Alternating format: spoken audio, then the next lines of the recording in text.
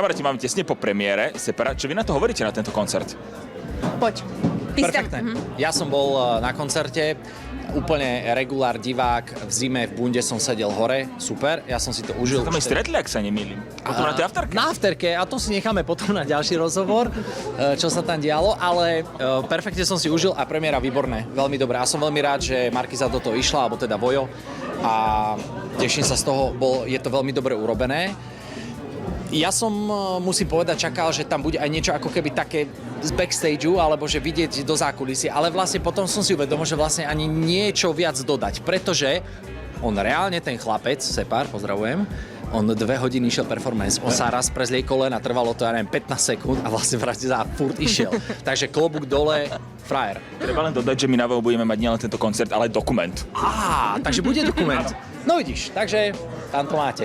To bude celé také behind the scenes, asi predpokladám. A ja teda opačne, ja som nebola na tom koncerte a toto mi dalo veľmi dobrú, nie že ukážku, ale veľmi dobrú emóciu z toho, ako to tam asi vyzeralo a hlavne z toho išiel brutálny rešpekt, že ja som mala, fakt, že ja som žena, hej, a zas prečo toto hovorím? Vždycky toto hovorím. Čo chceš povedať, to ma zaujíma. Ja ako žena som mala akože slzy na krajičku, že proste to je veľmi emotívne, lebo odtiaľ išiel fakt, že rešpekt, tvrdá práca, inšpirácia, že pre mňa to bolo akože klobúk dole, takže to bolo, za mňa to bolo úplne perfektné.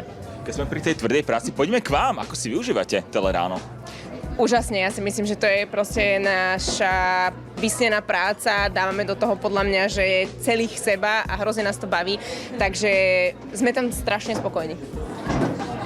Ja môžem použiť vetu, ktorú teraz posledné dni riešime. Sme moderátori najsledovanejšej rannej show na Slovensku. Ďakujeme pekne. Takže sa z toho tešíme, hej.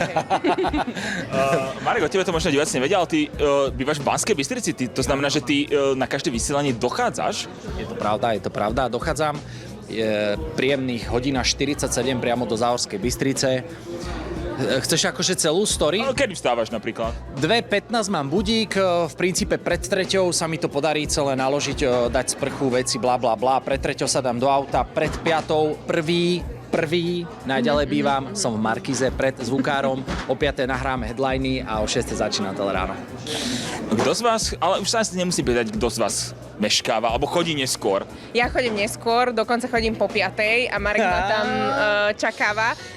Ja nebývam až tak ďaleko, ale vždy sa niečo stane, niečo mi do toho príde, hlavne teraz, že musím škrábať lat z okien a Ale to mi zabera veľa času, takže ja chodím neskoro. To sú také rozprávky toto. Ona A to aj v lete, normálne v lete, čo škrábeš, listie, alebo ja neviem. No, vieš čo, tak vždycky sa ti niečo stane proste ráno. No, ale ja to rozumiem, však dáma potrebuje viac času, hej. My chalaníci sa osprchujeme, umyeme si zuby, akože pozrieš dačo na hlave si urobíš a ideš, no. Simi, keď sme pri tej maskérni, ktorá z vás, moderátoriek, najdlhšie Telerána sedí v maskérni? Budem to asi ja. Kvetka, myslím si, že chodí už pripravená a namalovaná do práce. A Ľudská si dáva veľmi taký easy make-up a ona vyzerá veľmi pekne, proste prirodzene. A myslím si, že aj mňa aj vlasy dlho trvajú a sa tam, ja neviem, ja sa tam vždy nejako zamotám, takže už mikrofón mi dávajú 5:55, že rýchlo. Je 56 a kričí režisér, kde máme moderátorku. Ona Škala si niekedy kvôli maskérni? To ešte nie, ale... Raz si dala podľa mňa, že tak, že 30 sekúnd si len dobehla. Hej, úplne, že vlastne už ideme, takže asi ja, áno. Ja sa tam aj zakecam a tak... Ale či sme sa dozvedeli, Kvetka Horvátová chodí spať naličená. Presne, to neviem, ale chodí vždycky krásne upravená a vyzerá fantasticky, takže či to robí ráno, či to robí večer, je to úplne jedno, je to špička.